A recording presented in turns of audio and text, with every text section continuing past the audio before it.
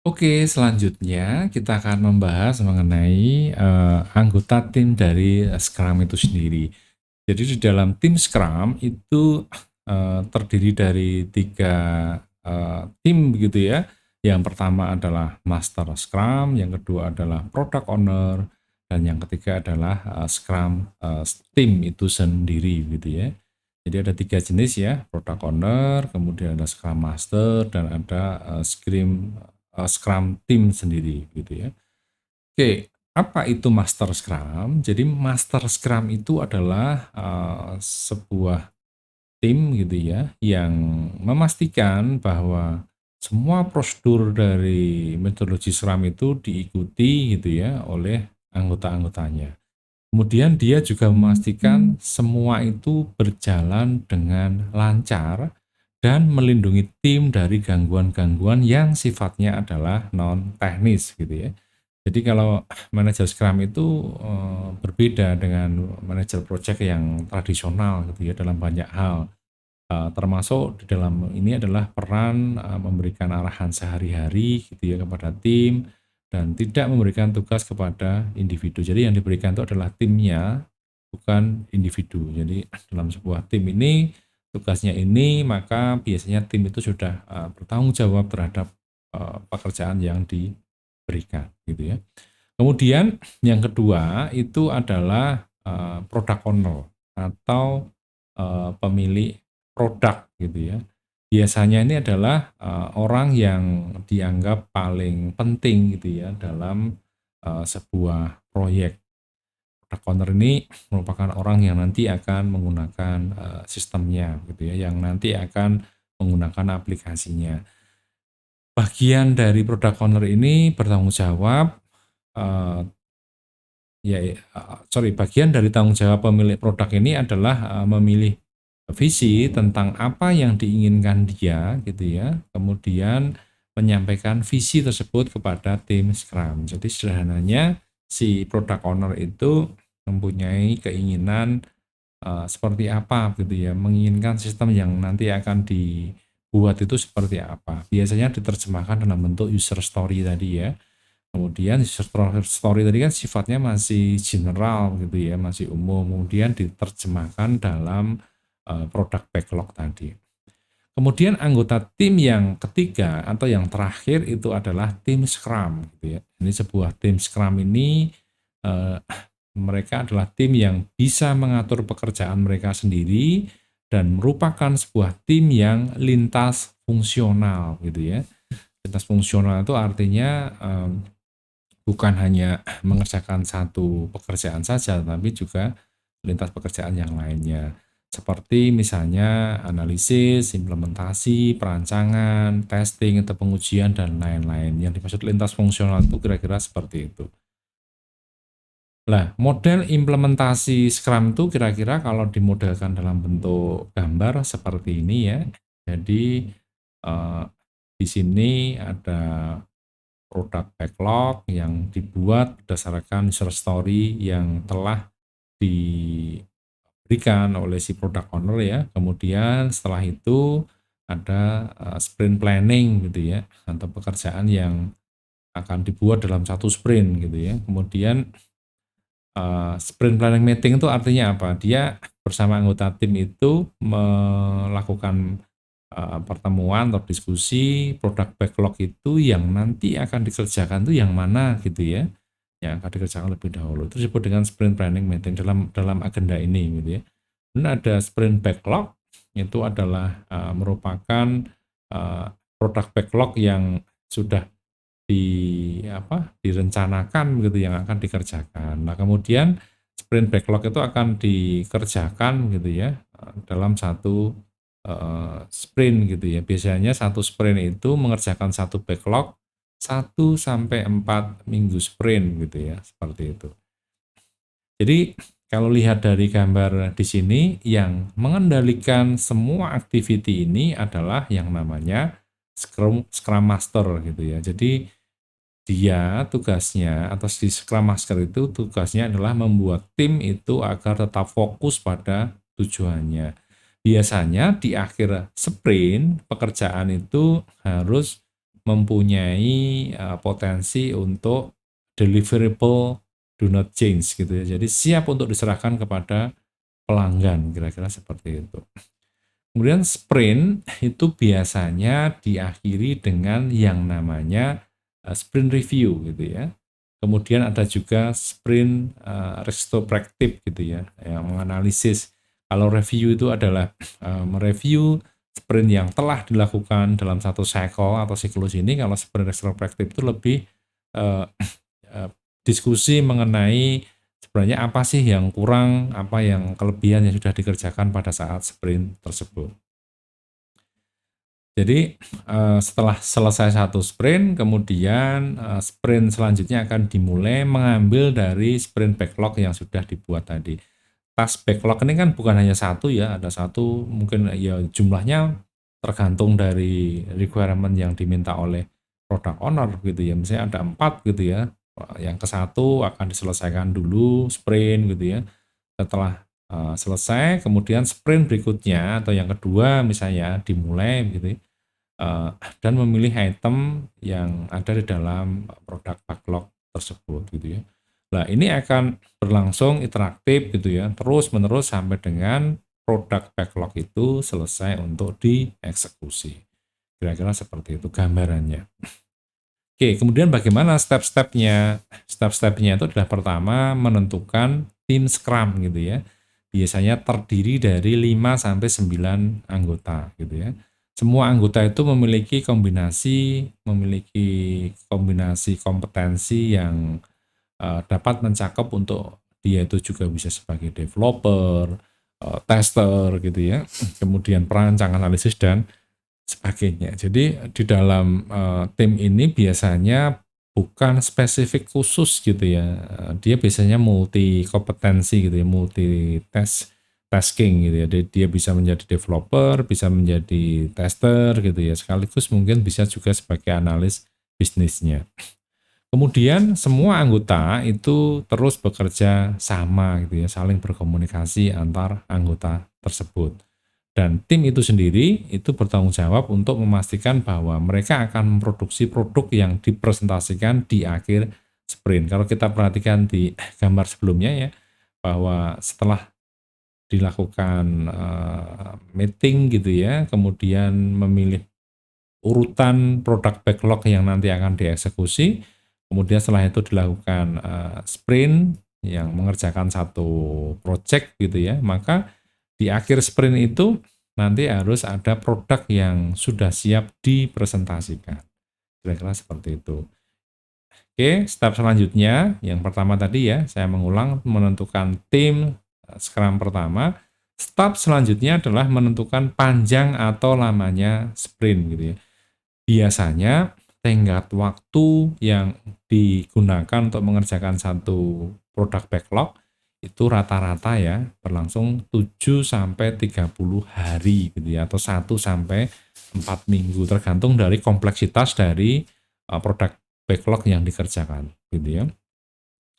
Dan biasanya akan tetap sama panjangnya selama project itu berlangsung. Jadi satu sprint itu biasanya 1 sampai 4 minggu. Satu sprint selesai, lanjut ke sprint selanjutnya dan sebagainya. Kemudian dari situ itu bisa menentukan tenggat waktu dalam sebuah meeting perencanaan dan tim tersebut harus berkomitmen untuk menyelesaikan pekerjaan itu. Jadi misalnya kalau ada 5 backlog begitu ya, kemudian dalam satu sprint itu ada 7 sampai 30 hari misalnya direncanakan diambil tengahnya 2 minggu begitu ya. Maka ketika ada 4 backlog gitu ya, 7 kali 4 28 minggu gitu ya, atau dikerjakan dalam 7 bulan, kira-kira seperti itu. Kemudian pada akhir sprint itu sebaiknya mengadakan sebuah review gitu ya, atau ulasan dalam bentuk meeting bersama-sama gitu ya, dengan demonstrasi hasil kerja. Jadi biasanya di dalam akhir sprint itu akan didemokan hasil pekerjaan yang sudah dilakukan, kemudian dilakukan review gitu ya. Sprint review juga dibuat sprint retrospective gitu ya. Jadi melakukan flashback pekerjaan-pekerjaan yang sudah dilakukan dalam satu sprint itu seperti apa gitu ya, sehingga akan menjadikan dasar untuk pengembangan selanjutnya gitu ya. Kemudian setelah itu step yang ketiga adalah menunjuk Scrum Master gitu ya. Jadi Scrum Master itu seperti yang sudah saya jelaskan tadi, itu sebagai penengah gitu ya, atau seorang katalisator untuk sebuah kelompok Scrum. Scrum Master itu akan memastikan bahwa kelompok Scrum yang bekerja dalam sebuah project management itu dapat bekerja secara efektif dan progresif, kira-kira seperti itu. Jika terjadi hambatan, Master Scrum itu akan menindaklanjuti dan menyelesaikan masalah tersebut untuk tim tersebut. Master Scrum itu juga akan membantu tim dalam merencanakan pekerjaan sprint yang akan datang. Jadi pekerjaan-pekerjaan yang dilakukan oleh Master Scrum itu setelah ditunjuk ya, selain sebagai penengah atau katalisator gitu ya antara kelompok tim, dia juga nanti di akhir sprint setelah selesai dia akan merencanakan pekerjaan sprint yang nanti akan dikerjakan itu seperti apa. Kemudian yang keempat adalah menunjuk product owner gitu ya. Jadi salah satu perwakilan dari product owner itu yang akan bertanggung jawab gitu ya, memastikan bahwa tim itu akan menghasilkan sebuah produk yang bisa dipresentasikan di depan klien gitu ya. Jadi product owner atau pemilik produk itu biasanya akan menuliskan persyaratan sehubungan dengan apa yang diinginkan oleh produknya tersebut dalam sebuah cerita atau biasa disebut dengan user story gitu ya. Tadi sudah saya sebutkan contohnya ya, misalnya sebagai kalau misalnya membuat produk untuk point of sale atau kasir gitu ya, sebagai seorang kasir saya bisa menginputkan barang yang dibeli oleh beli ya atau customer gitu ya. Kemudian sebagai seorang kasir saya juga bisa melihat transaksi dalam satu hari itu barang yang dijual apa saja, jumlahnya berapa, dan seterusnya. Kemudian dari user story tersebut kemudian dibuat dan dimasukkan yang namanya backlog. Kemudian dari user story yang ada dibuat backlog produk awal gitu ya. Jadi produk backlog itu sebenarnya adalah representasi daftar keinginan yang diinginkan oleh product owner ya dalam sebuah cerita atau user story tadi gitu ya. Cerita yang paling penting itu harus berada di urutan yang teratas gitu ya dari daftarnya, dibuat priority gitu ya. Jadi keseluruhan cerita-cerita yang ada itu kemudian dibuat skala prioritinya. Nah, sebuah simpanan itu biasanya terdiri dari dua jenis sistem pekerjaan ya. Epic itu adalah cerita tingkat tinggi, itu adalah masternya keinginan ya. Jadi misalnya ada 10 keinginan yang dibuat oleh si product owner dalam bentuk user story. Epic itu adalah tingkatan tertinggi gitu ya. Maksudnya keinginan yang paling utama yang diminta oleh si product owner. Kemudian ada juga storage di bawahnya Epic gitu ya. Ini adalah persyaratan rinci untuk apa yang harus dilakukan gitu ya dan apa atau mungkin yang akan dilakukan. Kemudian dibuat yang namanya produk booming gitu ya. Jadi produk backlog itu adalah urutan dari seluruh fitur, fungsi, kebutuhan, peningkatan yang dibuat dari user story-nya si product owner tadi. Kemudian produk backlog grooming itu adalah kegiatan yang mengacu gitu ya, yaitu membuat dan memperbaiki, mengestimasi dan mengatur prioritas. Di sini ini yang nanti membuat prioritas dari produk backlog itu yang akan dikerjakan itu yang mana terlebih dahulu gitu ya. Oke, selanjutnya kemudian tadi ada dua ya, epic dan ada story gitu ya. Epic itu biasanya dapat dibagi menjadi beberapa cerita atau story gitu ya. Jadi sebuah cerita itu biasanya akan dipecah-pecah menjadi beberapa tugas terpisah gitu ya, sehingga tim dapat bekerja dan bisa melaporkan progresnya. Story itu juga bisa memiliki beberapa tipe gitu ya, seperti developer, bug, tugas, dan lain sebagainya. Nah, kemudian ketika ada story yang baru, misalnya ada requirement yang baru oleh yang diminta oleh product owner, maka ditambahkan ke dalam produk backlog kapan saja dan oleh siapa saja. Jadi produk backlog tersebut bukan harga yang mati ya, artinya masih bisa ditambahkan oleh product owner ketika ternyata di tengah jalan itu ada kebutuhan baru gitu ya, ada story baru yang dibuat oleh product owner, maka akan ditambahkan dalam produk backlog tersebut gitu ya. Kemudian contohnya ini adalah contoh story ya yang dikembangkan menjadi produk ya. Misalnya sebagai seorang power user atau super admin gitu ya, saya bisa menentukan file atau folder yang akan di backup berdasarkan ukuran file, tanggal yang dibuat, dan tanggal yang dimodifikasi. Itu adalah salah satu contoh story ya. Kemudian sebagai pembelanja buku, saya bisa membaca ulasan sebuah buku untuk membantu saya memutuskan apakah akan membelinya atau tidak. Contoh lainnya adalah misalnya seorang nasabah bank bisa mengganti PIN-nya. Oke, step selanjutnya adalah setelah user story dibuat, kemudian diterjemahkan dalam bentuk produk backlog, kemudian ditentukan skala prioritas dari produk backlog yang nanti akan dieksekusi. Langkah selanjutnya adalah memulai sprint pertama gitu ya. Sprint pertama dari backlog yang sudah dibuat prioritasnya tadi ya. Jadi berdasarkan prioritas backlog yang ada, kemudian salah satu tim itu mengambil item dari daftar backlog tadi, kemudian melakukan brainstorming untuk memutuskan apa dan berapa banyak yang bisa diselesaikan begitu ya. Begitu setuju maka langsung dimulai yang namanya sprint pertama tadi ya. Oke, dikerjakan 7 sampai 30 hari ya sprint backlog tadi ya.